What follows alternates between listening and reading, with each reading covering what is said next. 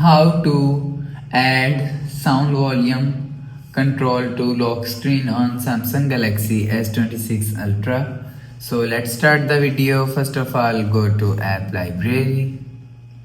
Now here, so click on settings app.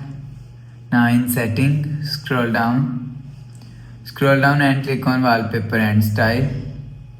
So after click on wallpaper and style, click on lock screen. So after click on lock screen, so if you want to add volume app, so click on this shortcut and click on no app and click on this plus icon. So after click on this plus icon, scroll down and you will see volume app is here. So click on volume shortcut, you will see, and click on done. So after click on done, you will see volume shortcut is add on lock screen. So after the process, go back to home screen, refresh phone. So that's how you can add sound volume control to lock screen on Samsung Galaxy S26 Ultra. So if you like the video, please subscribe. Thanks for watching.